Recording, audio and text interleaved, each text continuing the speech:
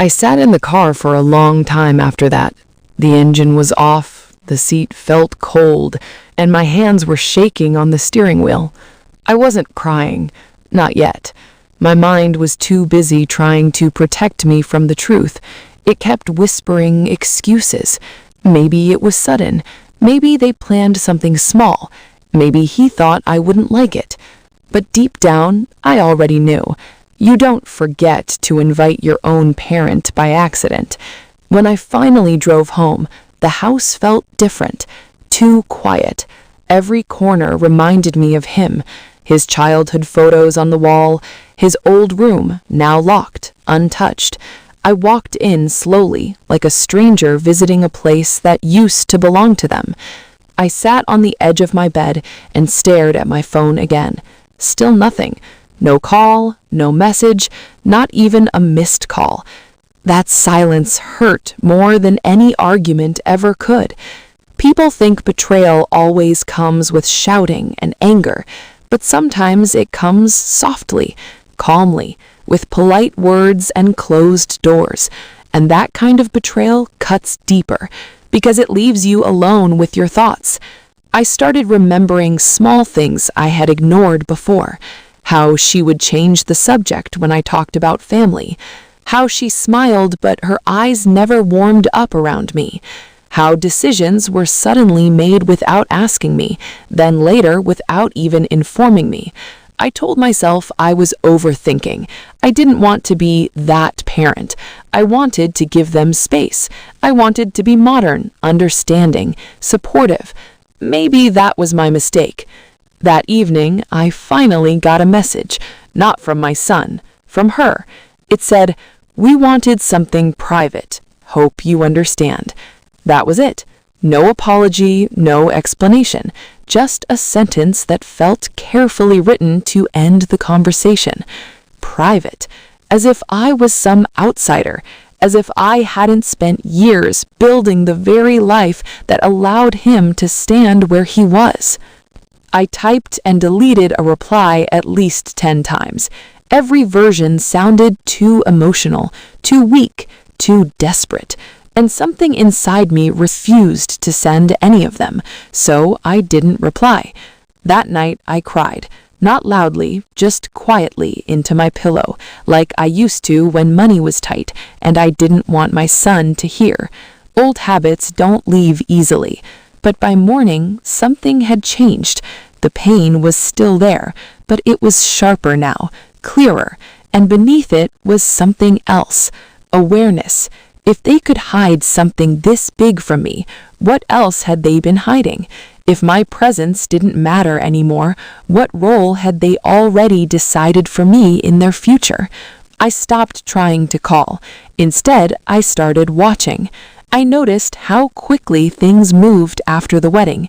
New house plans, new bank accounts, new family rules. And strangely, my son, who used to discuss everything with me, now spoke in short answers, like he was repeating lines given to him. I saw him once at a grocery store, by accident. He looked thinner, tired. He smiled when he saw me, but it didn't reach his eyes. We talked for barely 2 minutes.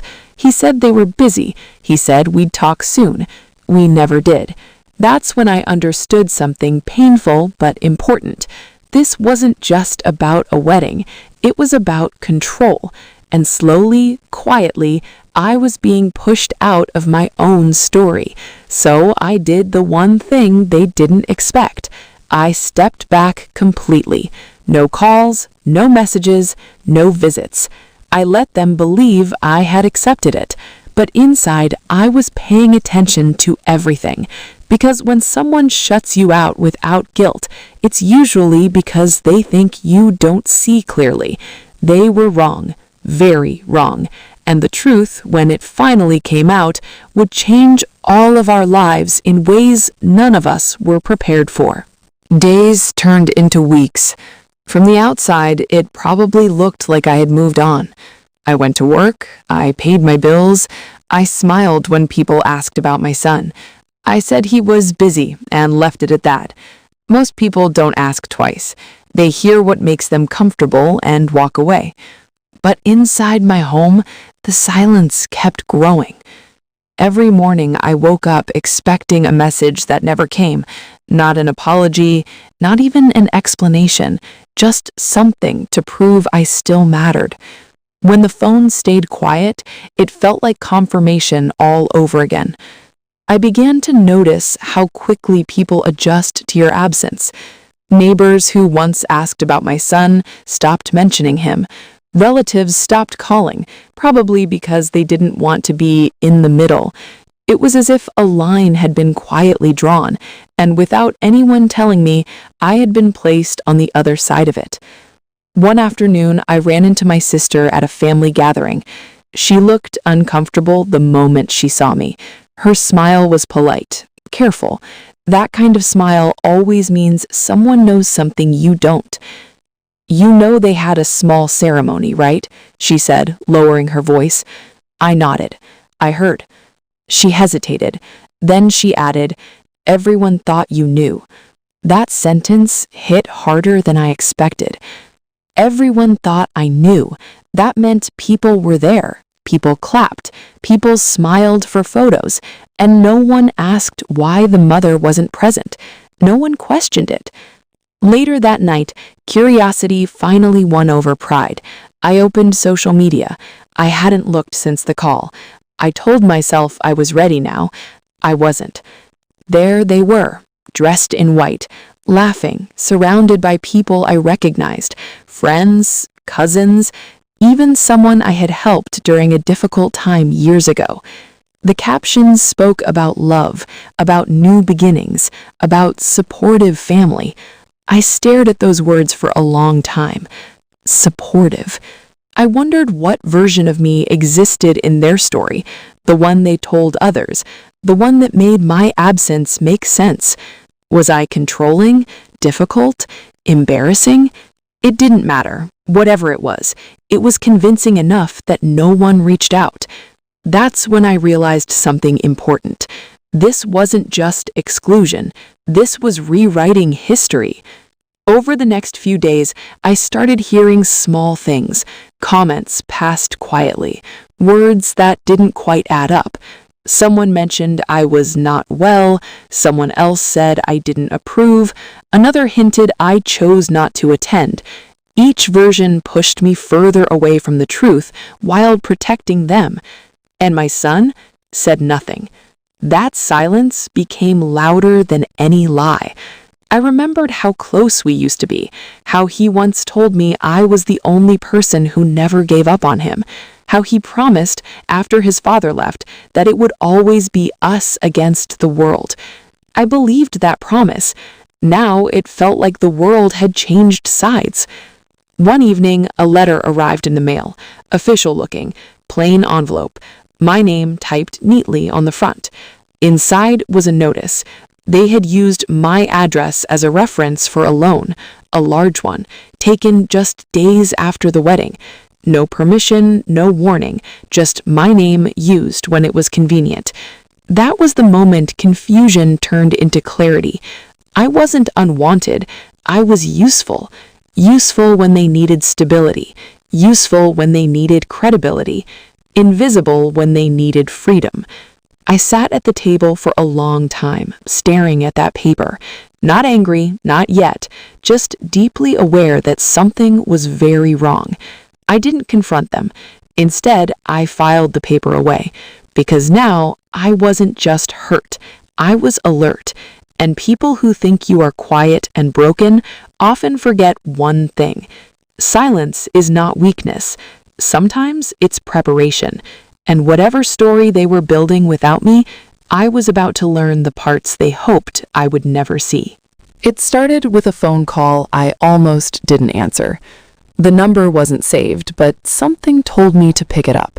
A quiet instinct, the kind you learn to trust after life disappoints you enough times. The voice on the other end was hesitant, careful.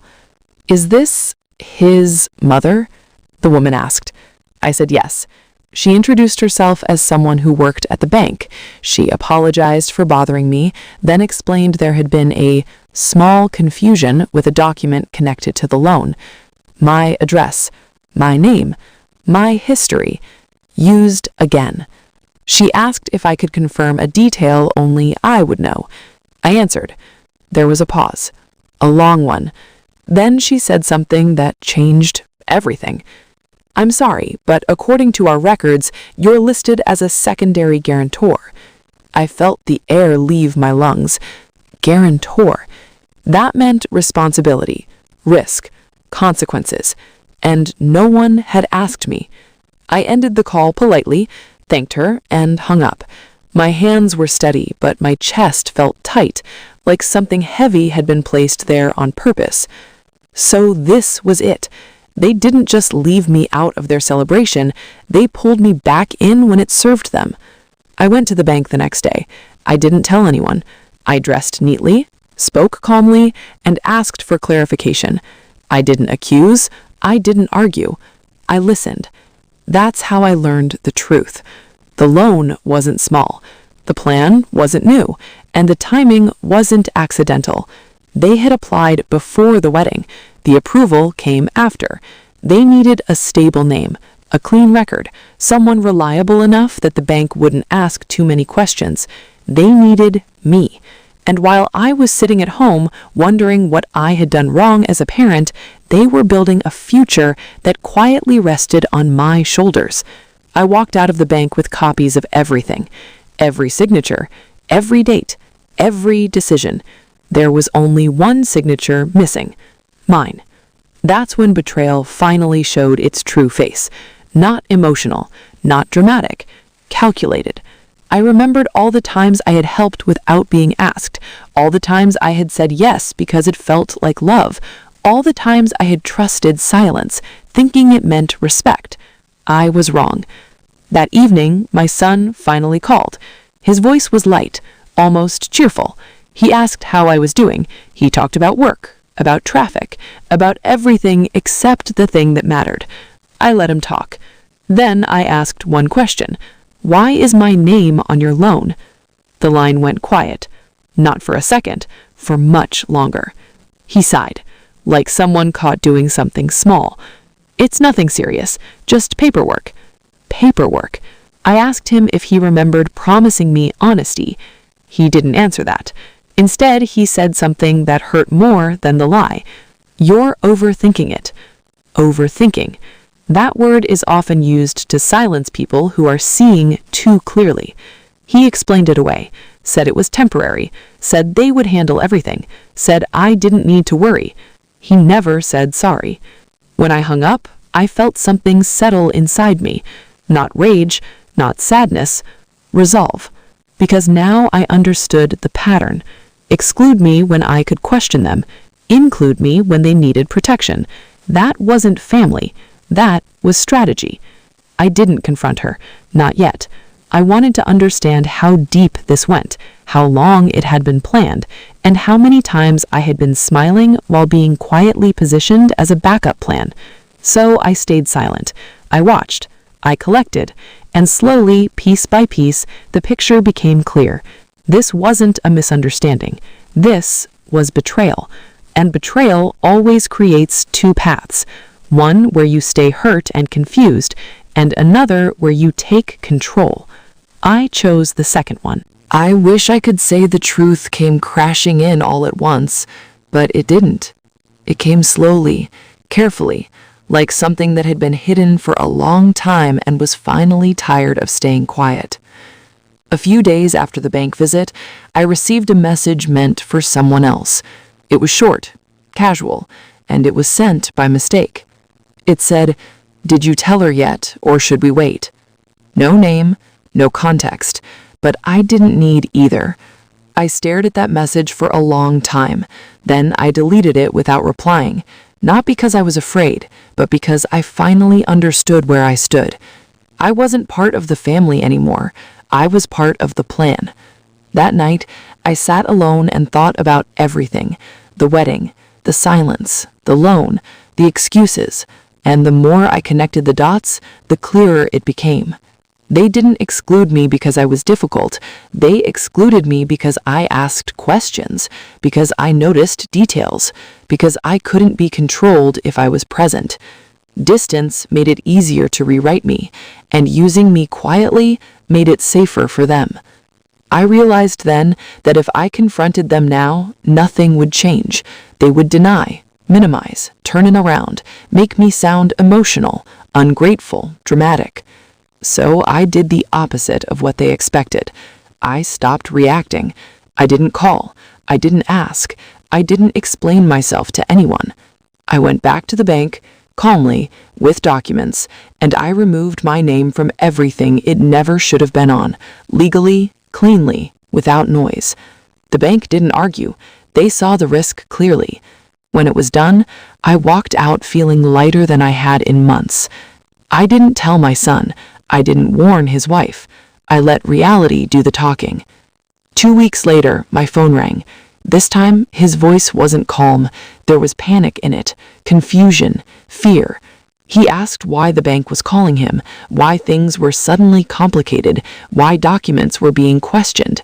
I listened quietly. Then I said the only thing that mattered. I didn't agree to carry what I wasn't allowed to be part of. There was silence. No argument, no anger, because for the first time, there was no excuse left. I didn't raise my voice. I didn't accuse. I didn't list everything they had done.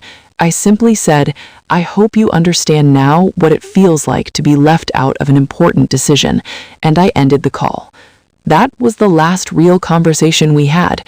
They went on with their life, smaller, harder, real, and I went on with mine, peaceful, honest, mine again. I learned something from all of this.